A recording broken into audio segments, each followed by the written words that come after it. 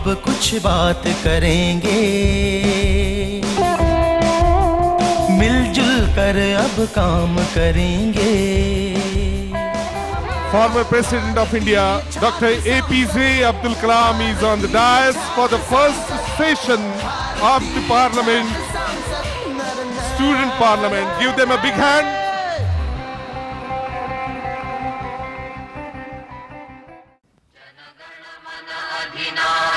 जय हे भारत भाग्य विधाता, पंजाब सिंधु गुजरात मराठा द्राविड़ उत्कल बंग, विंध्य हिमाचल यमुना गंगा उच्छल जलधि तरंग। तव शुभ नामे जागे, तव शुभ आशीष मागे, गाहे तव जय गाथा। जनगण मंगलदायक जय हे भारत भाग्य विधाता, जय हे जय हे जय हे जय जय जय जय हे।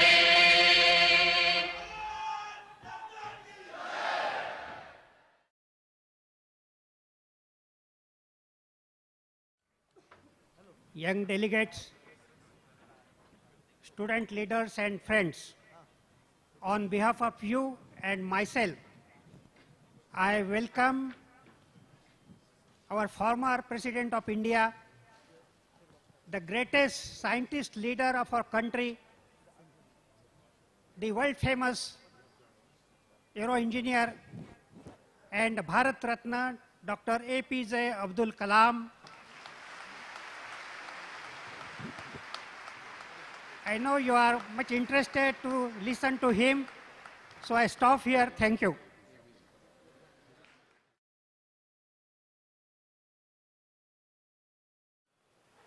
Culture that beats in the pulse of our motherland has always believed in Vasudhaiva Kutumbakam and has led the world by the chariot of Vishwaguru, driven on the wheels of its son, Aryabhatta, Charak, Ramanujan and Vivekananda. The country has definitely lifted its state and stage since independence, corroborated by the fact of GDP exceeding 8% per annum, 12th largest in the world. We are the second largest standing army in the world. We are the 4th largest air force in the world. We are the second largest employers with employers of IT softwares. Proudly quoting, we are the 3rd largest education system on this earth. Not just preparing future for our youth, but also preparing youth for the future. Dear friends, ladies and gentlemen, we must remember our biggest strength is our youth. जिस देश का युवक सोता है, उस देश की धरती रोती है. Let's develop a nation built on the fabrics of faith, trust and determination rather than boundaries, religion and caste. Ladies and gentlemen, nothing is more powerful than an idea whose time has come. And the idea is Vision 2020 of His Excellency Dr. APJ Abdul Kalam of a developed India. I'd like to conclude by the lines of Rabindranath Tagore, where the mind is without fear and the head is held high, where knowledge is free, into that heaven of freedom, my father, let my country awake. Jai Hind, Jai Bharat. सर्व मान्यवरांना वैभव आष्टीकरचा आदराचा नमस्कार.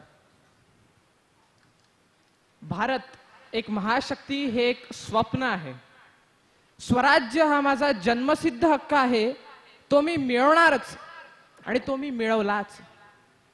या स्वराज्याचे सुराज्य मात्र आता तुम्हाला तयार करायचे आहे आणि हे सुराज्यच एक दिवशी खऱ्या अर्थाने महाशक्ती बनेल. 60 वर्षाच्या स्वातंत्र्यानंतर देशाची अवस्था आणि व्यवस्था पाहताना लोकमान्य टिळक कदाचित असाच विचार करतील.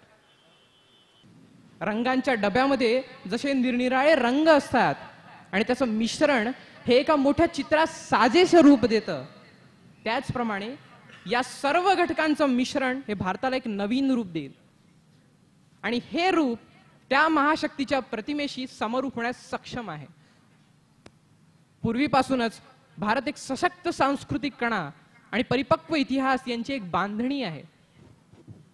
गेल्या काही वर्षात त्याची राख रांगोळी जरी झाली असली तरी झाडाच्या फळांनी खाली पडावं, सडावं आणि त्याच्या अंकुरांनी आणखीनच विशाल झाडासाठी पालवी फुटावी तशीच वेळ आता जणू आलेली आहे. या विश्वात स्वतःचं वर्चस्व सिद्ध करण्यापेक्षा या विश्व बांधणीसाठी एक सकस आणि परिपक्व असा पाया निर्माण करणं हे या महाशक्ती बनण्याचं मागचं उद्दिष्ट असायला हवं. गरज आहे तर निष्ठेने, हिमते आणि विश्वासाने समोर जाण्याची. गरज आहे तर जे जिथे हरवलं ते तिथे शोधण्याची. आणि त्या दिवशी खऱ्या अर्थाने प्रामाणिकपणे भारत एक महाशक्ती असं आपण म्हणू शकतो. धन्यवाद.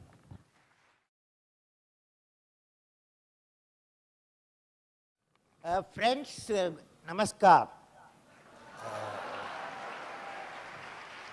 Good morning to all of you. Dear friends, it is a very tough job for all of us as the nation is going through a difficult situation in generating particularly political leaders who follow the principles of work with integrity and succeed with integrity. I would like to congratulate the initiatives of the MIT team in organizing its first Indian Parliament Student Council leaders. Probably this may be the result in the evolution of our political leaders from the young with a visionary outlook who be the champions of the principle. Will you repeat with me, all of you young friends? Will you repeat? I will work with integrity and succeed with integrity. Very tough, isn't it?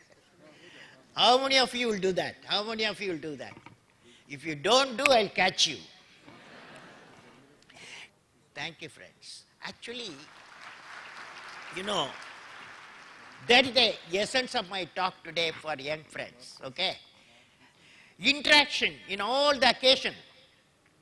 Give me one message, whichever parliament address, one message. The message is the people all over the world want to live in a peace and harmony, and the complex societal challenges require the synergy of the best minds across the country and the world. Hence, my focus has always been the necessity of World Knowledge Platform, which I promoted, World Knowledge Platform, and the evolution of a enlightened citizen. Now, friends, you will realize the sacred mission of our parliamentarians. Now tell me, how many young friends, how many of you want to become political leaders? How many of you? Oh, not bad, I say. Very good, congratulations. So, now friends, you will realize the sacred mission of the parliamentarians. Dear friends, the topic I have selected for you for discussion, what I will be remembered for. Repeat with me, what I will be remembered for. Now friends, if you have this philosophy, what I will be remembered for, you will become a giver. Giver of knowledge, giver of your thoughts, giver of your action. Then, so India becoming a great power will emerge. Excellence is a self-imposed, self-directed, lifelong process. What is excellence? I would like each one of you to excel in your field. Excellence is not by accident. It is a process where an individual, organization, or nation continuously strives to better oneself. The performance standards are set by themselves. They work on their dreams with focus and are prepared to take calculated risk and do not get deterred by failures as they move towards their dreams. Then they step up their dreams as they tend to reach the original targets. They strive to work to their potential. In the process, they increase their performance, thereby multiplying further their potential, and this is an unending life cycle phenomena, dear young friends. Now let me share with you my experience with youth. I would like to share with all of you the message of the youth. It is that the youth want to live in an economically developed state and thereby developed nation. I am conveying their aspiration to all the political leaders. What is the aspiration? What is the young aspiration they want to convey to the political leaders? Will you repeat it with me? You are ready?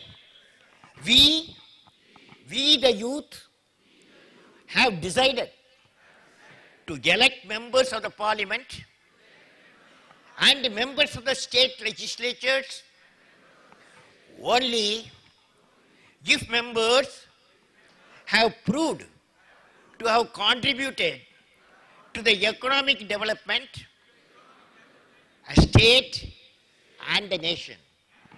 You like that? Very good, very good. You are a good guy. The youth definitely want the elected representative to ensure that the performance of the parliament and the state assemblies are never disturbed or halted, and youth consider this as an action of non-performance and as a crime. Now I am going to give you an equation. Will you repeat with me? Politics is equal to political politics plus developmental politics. Now I am going to define what's all this. Now any parliamentarian has to go through these two political components. Political politics is intended to focus on election and work for getting elected. Developmental politics is to bring to bear the leadership abilities to focus on development of constituency as a part of the mission for developed state and developed India. I believe that a member once get elected for legislature or parliament, one should spend only 30% of the time for political politics and the remaining time allotted for the development politics 70% of the time. Now normally in our country, the members work for 70% of the time or more for political politics. Can you all young future parliament leaders reverse this trend? That means development politics, when you become a parliament member, now also we have to insist our parliament members, legislative members, 70% of the time they should work for development politics. Do you agree? Now, fortunately, recent elections have thrown some beautiful information. 3 to 4 states, the political party and the leader again elected because they have done the development politics. Okay? So, development politics succeeding. I visualize the distinct development profile of India in the form of 10 pillars, 10 development pillars. Number 1, a nation where the rural and urban divide has reduced to a thin line. A nation where there is an equitable distribution and adequate access to energy and quality water.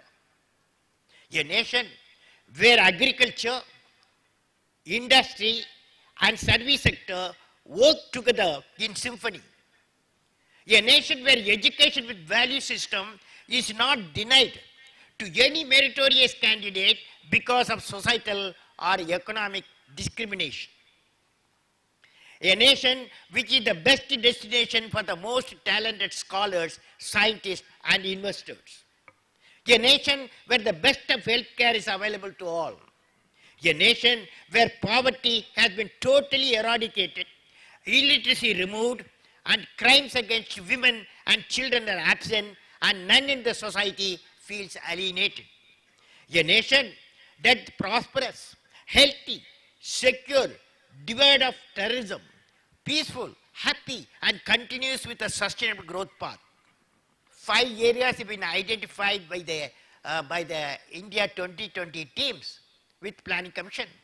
That is 5 areas. Number 1, agriculture, food processing. Food processing will be the highest priority. The education and healthcare coupled. Information communication technology through telemedicine, teleeducation, connecting the 600,000 villages. Reliable quality electric power. Surface transport and infrastructure for all parts of the country. Finally, self-reliance in critical technologies. These 5 areas are closely interrelated.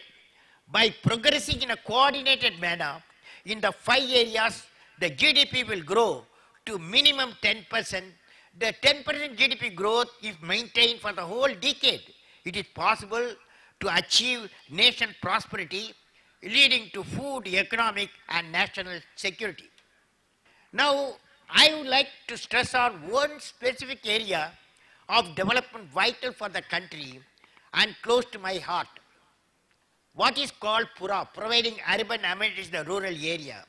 PURA focuses on creation of 3 connectivities, namely physical, electronic, knowledge, leading to economic connectivity.